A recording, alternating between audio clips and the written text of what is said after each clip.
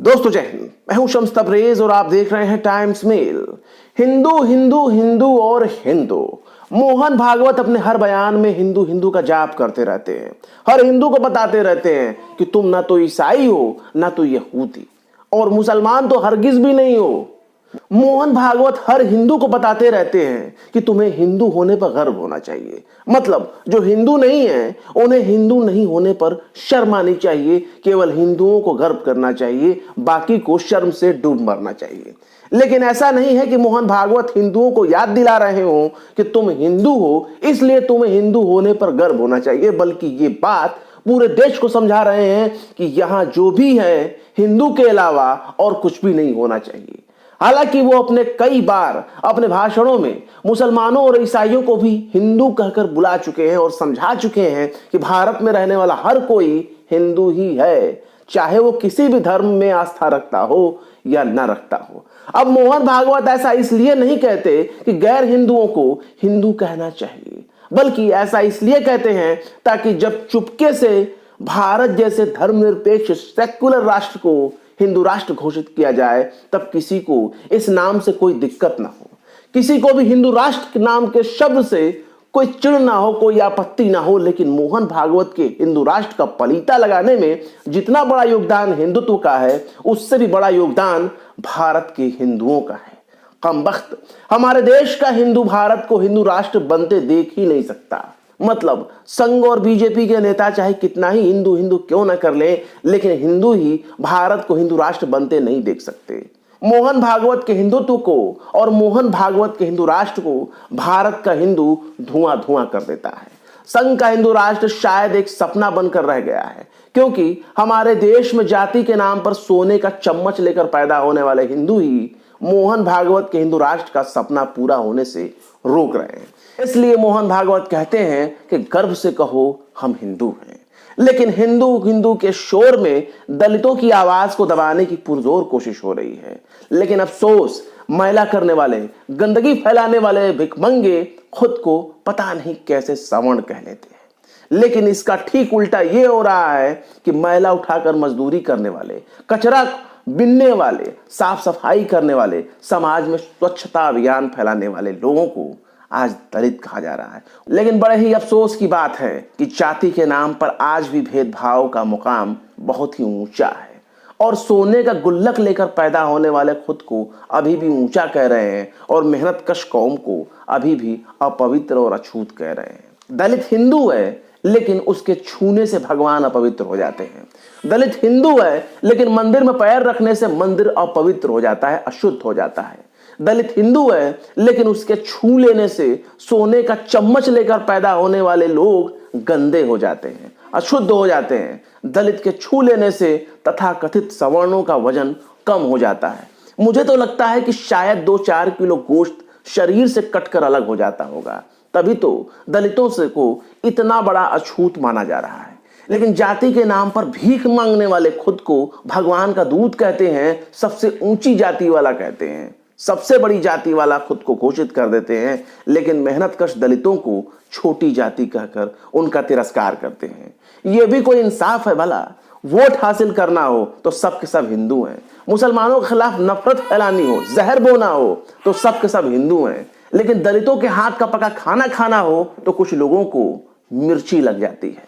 ऐसा लगता है जैसे खा लेने से ही पूरे पेट की आंत बिल्कुल साफ हो जाएगी और उनकी जीवन लीला समाप्त हो जाएगी। लेकिन सबसे हैरानी की बात यह है कि जिन दलितों के छूने से सब कुछ अशुद्ध हो जाता है, सब कुछ खराब हो जाता है, उन्हीं दलितों के हाथ का सोने चांदी और पैसा बिल्कुल भी अशुद्ध नहीं होता।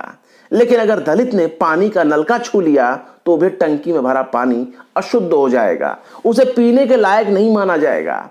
हिंदू हिंदू करने वाले लोगों का सबसे बड़ा कामगार तबका दलितों में शुमार है। फिर भी दलितों को समाज में कोई हिस्सेदारी नहीं, उनको कोई सम्मान नहीं, क्योंकि कर्नाटक से एक ऐसी ही खबर सामने आई है जिसको सुनने और समझने के बाद अक्ल बिल्कुल भी हैरान नहीं होता। क्योंकि पागलों ने ही खुद को सवर्ण घोषित कर रखा है, बेवकूफों ने, मूर्खों ने खुद को ऊंची जाति का श्रेष्ठ घोषित कर रखा है। कर्नाटक के चामराजनगर जिले में कुछ ऊंची जाति के लोगों ने एक दलित महिला के सार्वजनिक टैंक से पानी पीने की घटना को इतना गंभीरता से ले लेते हैं कि यूं समझ लीजिए इलाके के सारे पागलों ने टट्टी पेशाब से टैंक को शुद्ध करने का जिम्मा अपने कंधे पर उठा लिया। मीडिया रिपोर्ट से बताया जा रहा है कि दलित के जरिए पानी पीने की घटना के बाद कुछ लोगों को इतनी परेशानी हो गई, इतनी दिक्कत हो गई कि बकायदा गाय के पेशाब से टंकी शुद्ध करने पहुंच जाते हैं। अब पता नहीं इसके पीछे कौन सा ऐसा लॉजिक है कि पेशाब से टंकी को शुद्ध किया जा सकता है, क्योंकि गंदगी साफ होती है पानी से, लेकिन यहां तो सब कुछ उल्टा हो रहा है। कर्नाटक पुलिस ने इस मामले में केस भी दर्ज कर लिया है। पुलिस के मुताबिक यह घटना शुक्रवार को हेग्गाटोरा गांव में हुआ, जहां लिंगायत समुदाय के लोग कथित तौर पर दलित महिला की हरकत से भड़क गए। अब पानी पी लेना कौन सी हरकत हो गई साहब। घटना का एक वीडियो भी वायरल हो गया है जिसकी काफी आलोचना हो रही है, जिसके बाद चामराजनगर ग्रामीण पुलिस ने अनुसूचित जाति अनुसूचित जनजाति अत्याचार निवारण संशोधन अधिनियम 2015 की धारा 3(1)(a) के तहत मामला दर्ज किया है।